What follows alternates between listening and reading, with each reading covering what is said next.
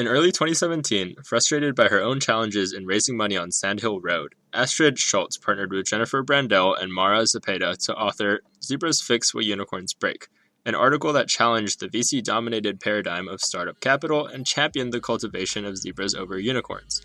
In this episode, Astrid shares her perspectives on the need for alternative modes by which startups can raise capital and explains what she means by a zebra.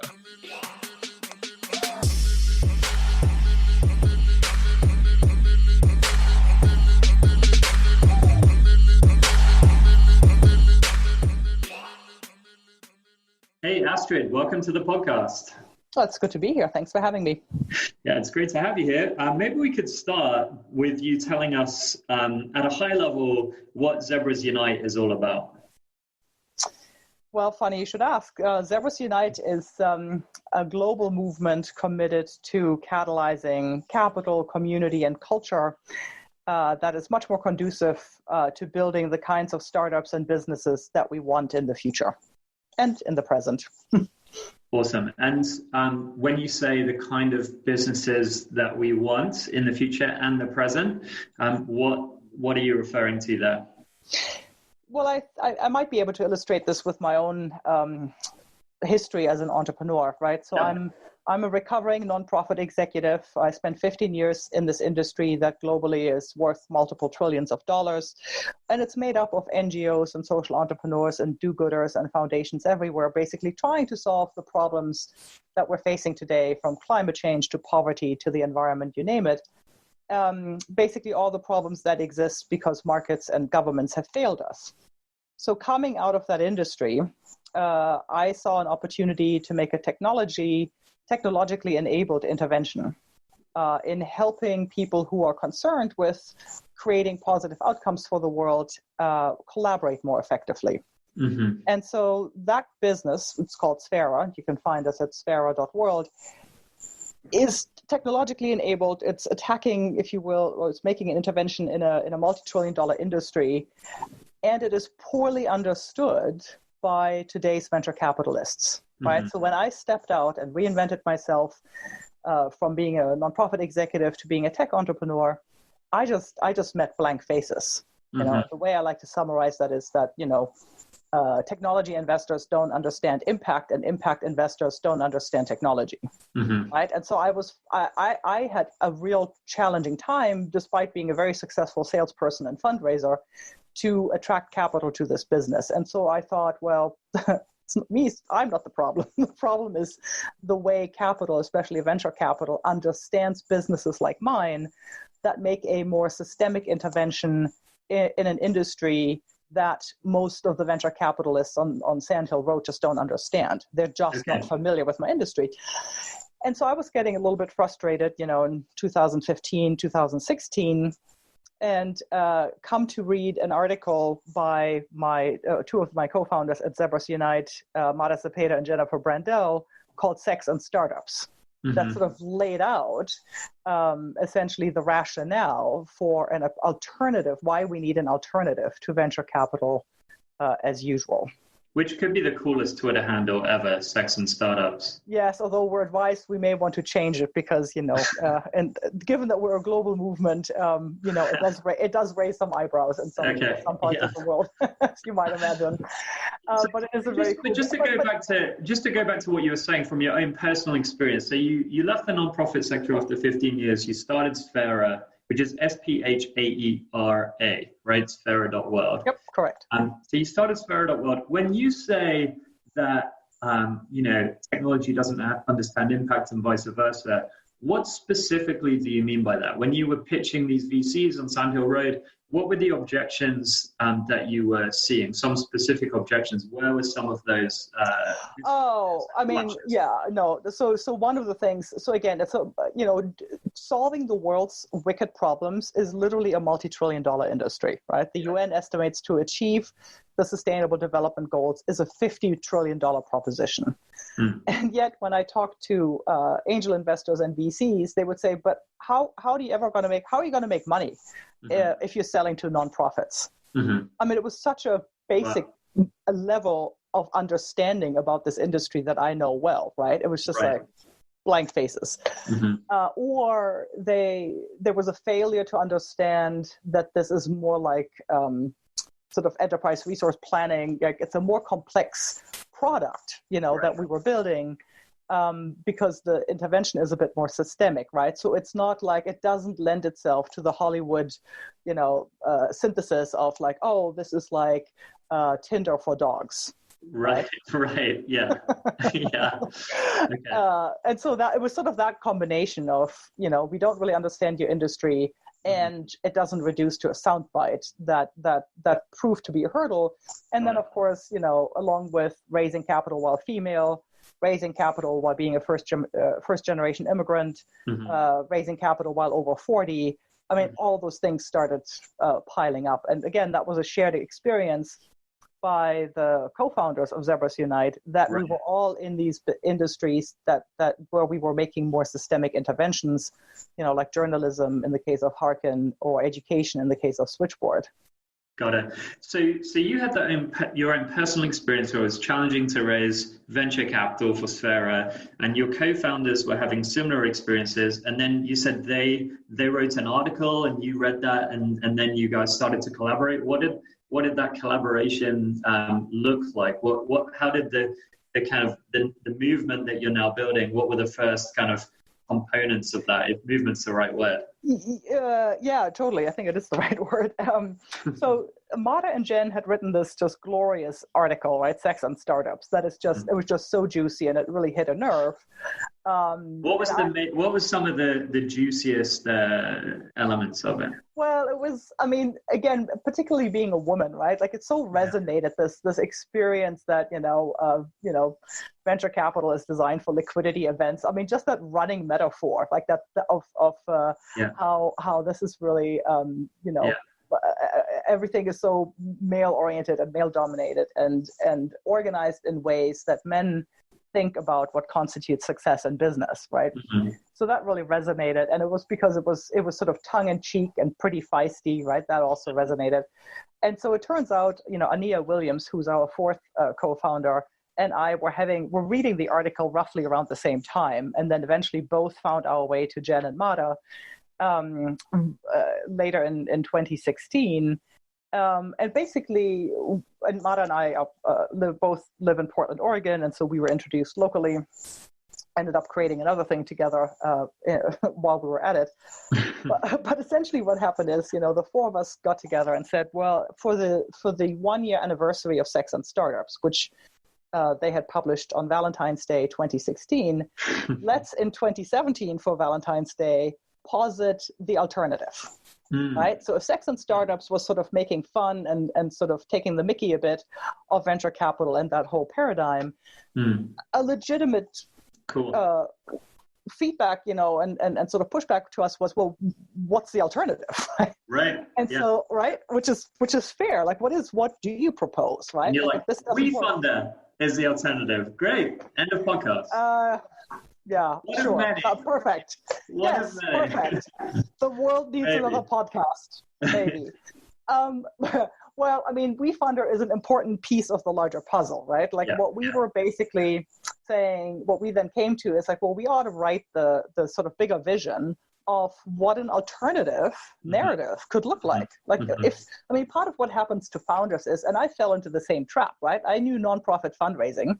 Yeah. The moment I made the sideways transition to being an entrepreneur, it's like, well, where do I go for money? Because this is now a for-profit business, so grant funding isn't the answer. And even somebody as experienced as myself, with decades under my belt and a PhD in economics, I was a little bit lost. Like, where do I go for growth capital? It's got to be venture capital. It's got to be VC. That's the dominant paradigm. That's the dominant paradigm. And you see Shark Tank on TV, right? And like that's the narrative. And if you spend even half a minute in San Francisco, all you hear is VC, VC, VC, right? Right. And so we said, well, so it was a fair question, like what's the alternative, right? And so that's how we came to write Zebras Fix What Unicorns Break. And is that where the word zebras came from? And for our American audience, we are talking about zebras. Well, I think was it John Oliver who pointed out that you don't get to dominate the pronunciation of the animal if you don't have it in your country, right? Yeah. He's South African, right? They actually have zebras. Okay. So it's Zebras Unite. I've educated my American co-founders on the pronunciation because right from the get-go it wanted to be an international movement. Yeah. So we published Zebras Fix What Unicorns Break in the spring of 2017, and literally thousands of people stuck up their hands and said, I am a zebra. Oh my God, I thought I was so alone. And so you kind of came up with the term zebra as you were thinking about what is the alternative to and we were not actually the first people to describe a different creature, right? Because when you think about, like, the narrative was, if you're not taking venture, you must be a lifestyle business. There were actually lots of other people who had talked about gazelles and donkeys and horses and even zebras. Mm-hmm. It's actually Kim Folsom at Founders First Capital had talked about zebra as sort of medium-paced growth company that maybe grows to only the tens or hundreds of millions in revenue, right? Whereas the unicorn valuation is $1 billion. So we don't claim to have been the first. What we did is we imbued the idea of the zebra with a little bit more meaning, right? So it's not just about how big your business can grow or what its valuation is. It's about the principles by which you grow your business, how you treat your customers, what kind of exit you want, right? Like, the other thing that wasn't a fit for my business and the other founders' businesses is, when you're in the business of helping people make the world better, like, what's the exit strategy, right? Like an IPO, it just didn't fit. Like, this wants to be a long-term sustainable business. So without the exit kind of liquidity event for investors, then the classic zebra return for investors is profit distributions down the years. Well, so I think that's a large area of the landscape that needs to be further described, right? So I was at an event in Philadelphia in September where I spoke on some of the work we're doing to describe the larger landscape of alternatives to venture.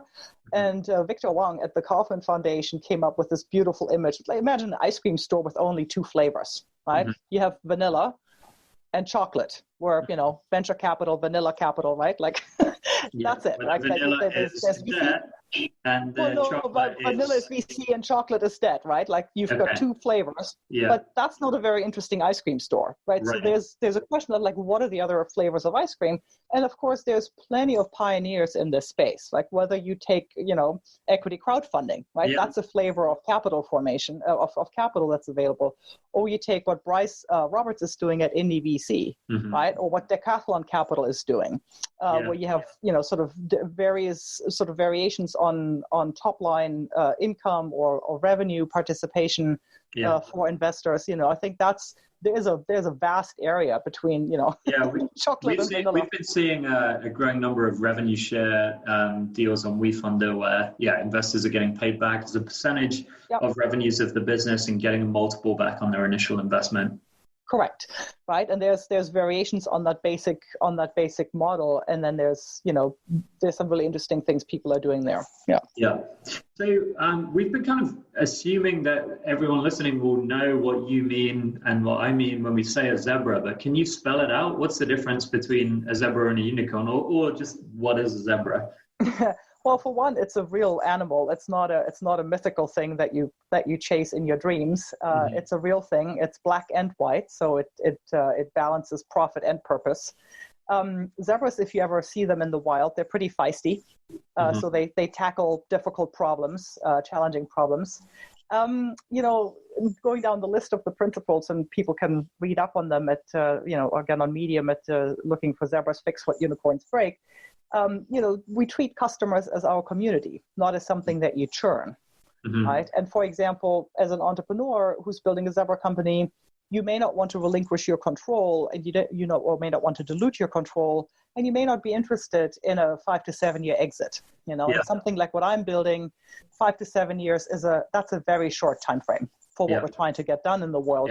So orienting my business to a 5 to 7 year exit doesn't serve the purpose for which sadly we're not going to solve all of the UN Sustainable Development Goals in 5 to 7 years. Exactly. We can but hope. So, hey, Astrid, were you upset with me because I think I tweeted this at you guys for Halloween this year? My 3-year-old daughter was dressed up as a unicorn, and my 1-year-old son was chasing him. Were you upset with me about that? No, I think unicorns work best in the imagination of children. There you go. I think having them be the guidepost by which we organize our capital markets is what's problematic, my friend. Okay, well, next year I promise she'll be a zebra. How about that? I like it. So we've kind of talked around this a little bit, but I mean, how we kind of got off on this long, like 15-minute tangent. It's not really a tangent. It's what we should be talking about. But the original question was, I think your initial introduction of Zebras Unite was, to build the kind of companies that we want to see. So you've kind of touched on a number of different facets of that, but are there any other attributes of that like these are the types of companies that we are excited to be building? Yeah, I mean, we're trying to move away from always drawing the contrast to venture-funded companies. Right. But we've all experienced what happens when companies are venture-funded, right? Like Facebook is a toxic platform. Mm-hmm. It's so toxic that it's literally undermining our democracy, right? As we're heading yet into another U.S. election cycle, or when you look at the WeWork debacle. Right? Like weird things begin to happen to companies when they're venture fueled. And we're particularly sad about the collateral damage of what's happening with WeWork. That is kind of driven by the fact that it's venture fueled in those two cases, or that they're just huge companies that grew really quickly and, maybe more quickly than the kind of controls could keep up with, or that they had kind of been able to plan for. Yeah, but the speed is so core to the venture model, right? Because it's land grab at any cost, right? So land grab at monopoly at any cost, and you're gunning for that quick multi-gazillion-dollar exit. Mm-hmm. So I think you can't separate it from the fact that they're venture funded. There's other issues, right? Mm-hmm. Like the fact that we're building companies faster than the controls can keep up. That's a fundamental problem, right? Yeah, or one of the fundamental problems. Mm-hmm. And the other things that fall by the wayside, right? Like the way workers are treated in these companies. And you could probably theoretically have a company that's just, got a super profitable business model and is growing, at a hockey stick rate based on its own, revenue and cash flows. But your point is that the injection of venture capital kind of exacerbates the problem, or can contribute. It can. I mean, when you look at the history of large companies, like some of those so-called blue chips, right? Like IBM took decades to become as big as it is, right? Mm-hmm. It's still big today. Mm-hmm. It's just, there's just crazy things that happen with speed. It's not that speed is wrong or bad in all cases. It's just that, I think it hems in the founder's opportunity to control the direction and the continued fit with your purpose. I'm sure Mark Zuckerberg had all the best intentions, we're just going to connect the world, but you're not. What you're now doing is you're selling my attention to Russian troll farms. That's a problem, right? Mm-hmm. And so that's what happens with venture funding, or the result of venture funding. Would you say you're anti-VC? No, not at all. I think VC, especially if done right, is really important for many companies. It's the right fit. Mm-hmm. When you look at some of the life science companies that are springing up, where you need a huge infusion of capital just because the equipment costs and the R&D cost is so high, or I would argue there are many sort of new categories, right, where we truly need adventure capital, which is how venture capital started out.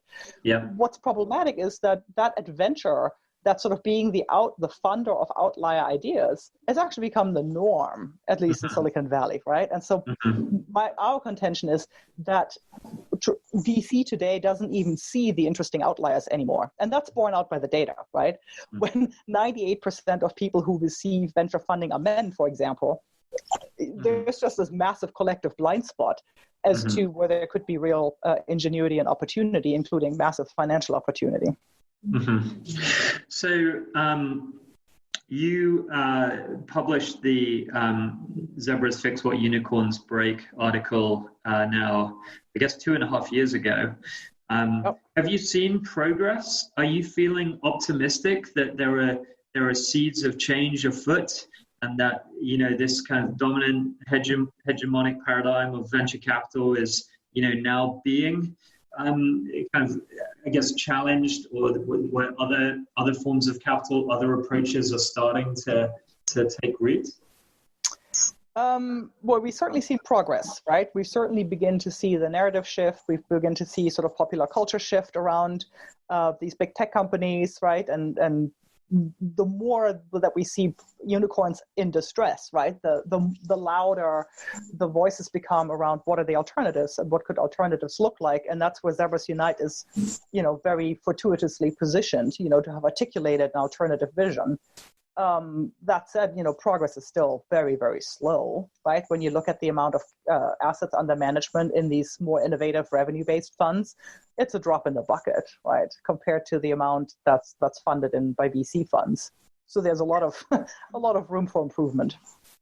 Yeah. Maybe you could talk about some of the things that you guys are doing with Zebras Unite. So tell us what Dazzle Camp is. I know you just launched a survey.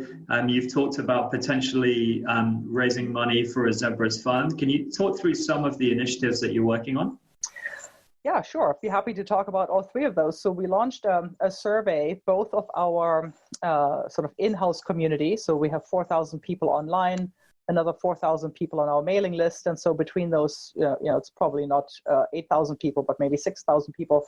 We've launched a survey to help us understand the different stripes that Zebra companies come in terms of the kinds of problems they're tackling, the life stages they're at, the kind of capital they're looking for, and how they would use that capital.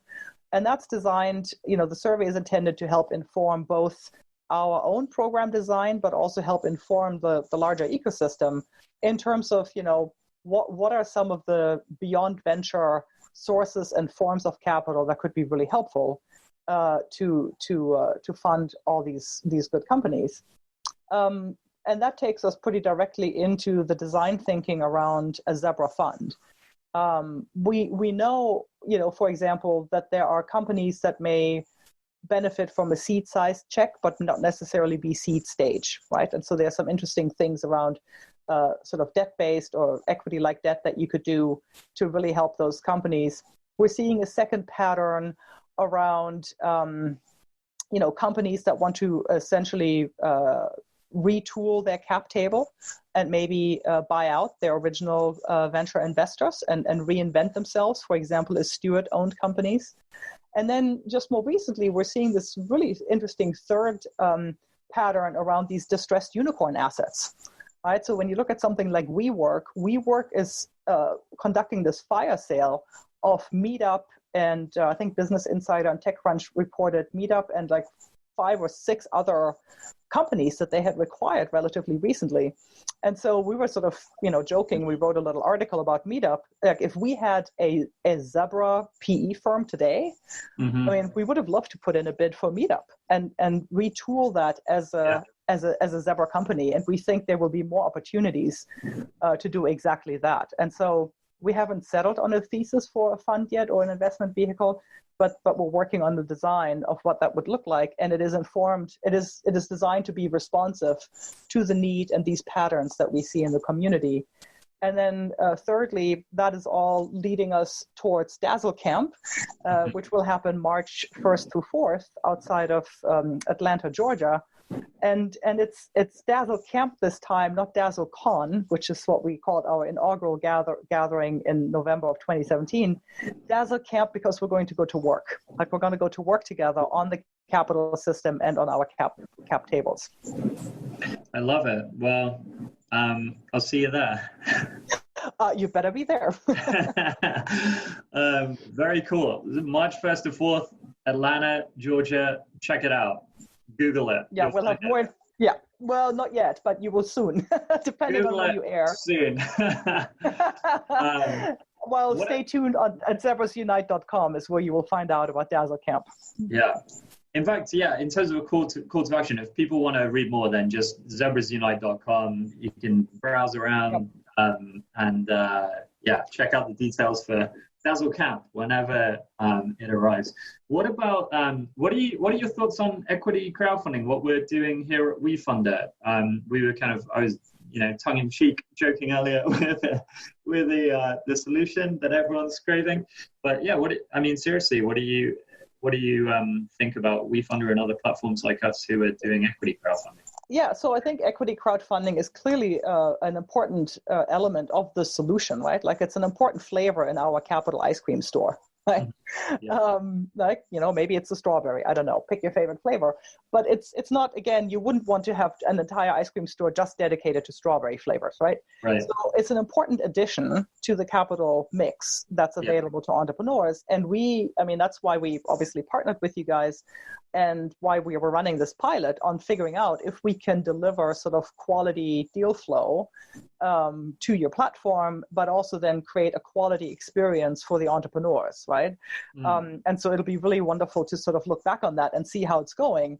But crowd equity clearly is an important tool that entrepreneurs can and should avail themselves of. To stretch the analogy, I wonder if we're actually a different store. Because if the first ice cream store is like the institutional ice cream store, and you have like equity, which is the vanilla flavor, and then the debt, which is the chocolate flavor, maybe the Wefunder model is a totally different community-run ice cream store, where we still have vanilla, which is an equity-based model, and then we also have chocolate, which is a debt-based model.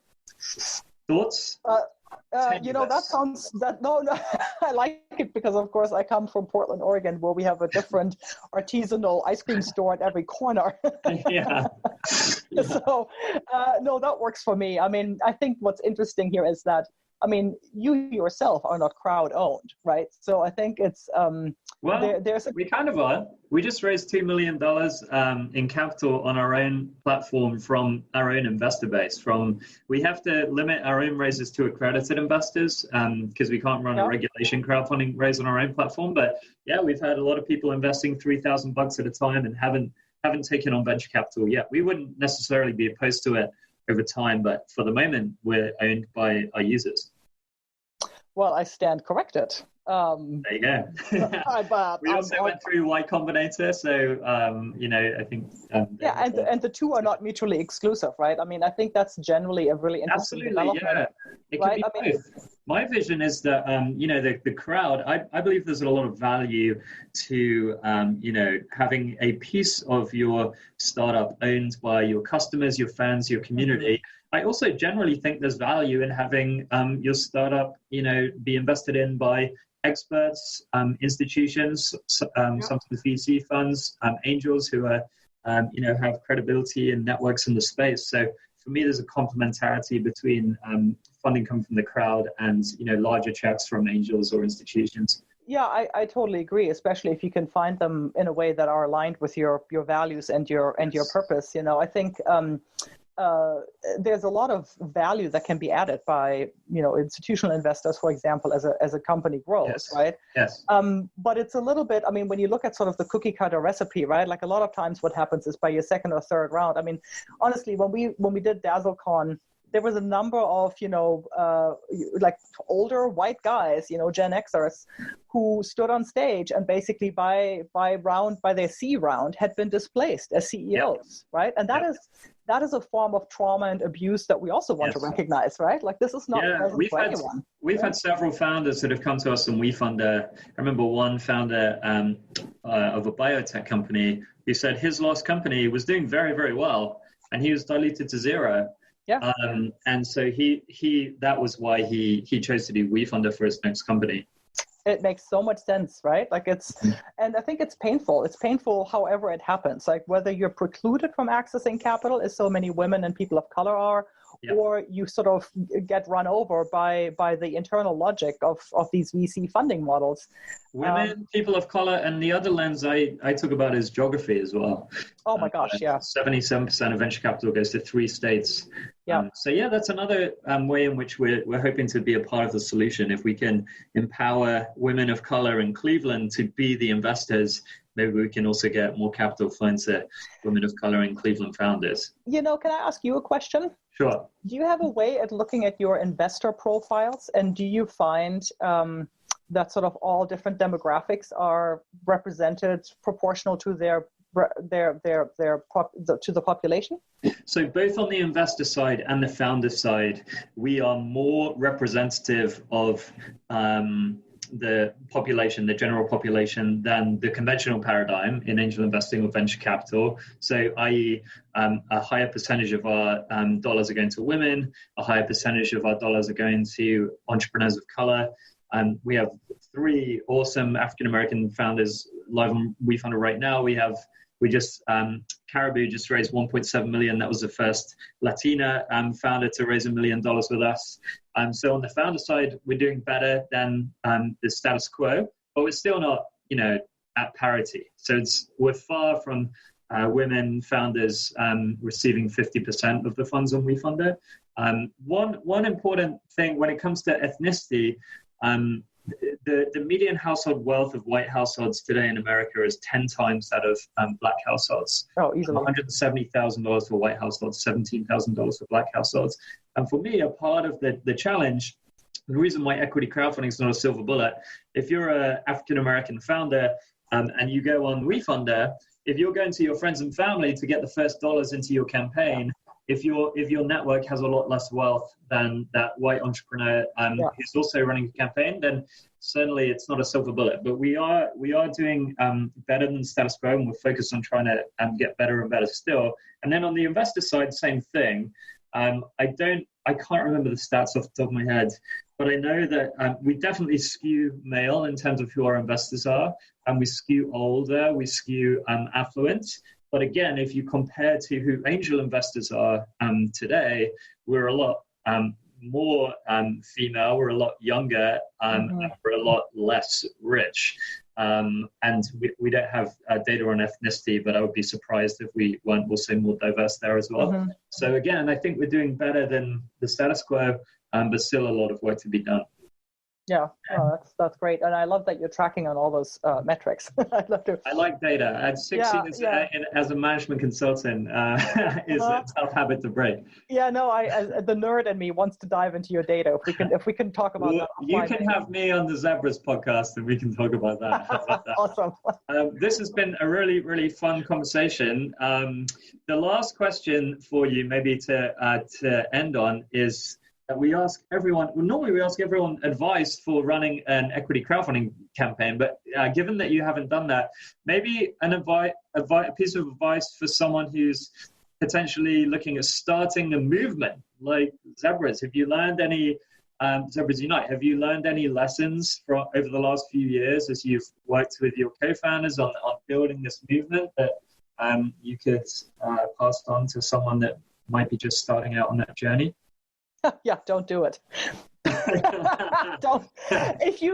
Honestly, nobody in their right mind sets out and says, I'm going to start a movement, right? Because then you might as well call yourself a prophet and start a religion. Prophet, PH, that's PH in the middle, just to be clear, not F in the middle. There's definitely no profit involved. There's no profit involved in creating a movement.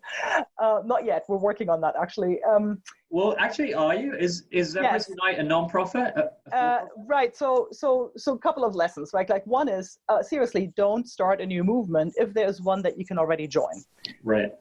So I think a lot of people think, they have this epiphany, and then they go, I must now be the one to solve it. And it's like, no, how about you educate yourself and see if somebody's already doing it, like be a joiner, right? And we were surprised. We're like, well, surely somebody has figured this out already. And we couldn't find anything that fit. And so we ended up doing it ourselves. And, I had the benefit of having spent 15 years in nonprofit management, so I was not afraid of that. And so we did it. But then the second big insight is, nothing scales if it's run as a nonprofit. So at the moment, we're operating under the fiscal sponsorship of Village Capital, and we love those guys. It's a great fit, great strategic alignment. We're doing a lot of work together, describing this sort of beyond venture space. Another awesome alternative approach to conventional investing, their peer-based model. Yeah, the peer-based model is fabulous, and we take a lot of inspiration from that in thinking about the Zebra Fund. So we are technically still a nonprofit, but what we're thinking about is, and we said as much in this recent piece we wrote about Meetup, and you said it earlier, like, movements should be owned literally by their members. And so we're actually undertaking steps now to convert Zebras Unite into a cooperative. And so think of it as why do I want Zebras Unite? Like, I want it to exist for my business, right? I want it to provide me with the resources and the community that I need to make my business truly sustainable in the long run. And so I like a cooperative structure for a movement like this. Yeah, and so we will come back to you to have a conversation about Wefunder as a member of a cooperative, and then let's figure out what the reciprocal sort of give and get is in terms of the patronage model. So think of it as REI for purpose-led businesses, right? So that's the second insight. Like, you have, for a movement to scale, you have to figure out how you nurture it and nourish it. Yeah, it's not gonna. If you try to do this on grant funding, good luck, right? Yeah. And the third, I do have an answer to the crowdfunding, crowd equity question, and that is become a member of Zebras Unite first, because you guys get a great deal. As a member of Zebras Unite, there's a great deal to be had on the Wefunder platform. I love it. Well, that's a good note to end on. Astrid, thanks so much for your time. It's been a really fun conversation. Good luck with what you're doing, and I'll see you in Atlanta in March. Yeah, thank you. If not before, it'd be great to have you there. Thanks so much. All right. Bye-bye. Take care. Bye. Adventure Capital is brought to you by your fundraising team here at Wefunder. It consists of Johnny Price, Kieran Ryan, Justin Renfro, and myself, Oliver Foyahun. Our cover artwork is done by Wefunder storyteller Yuri Choi, and we'll be sharing the adventures of founders every other week.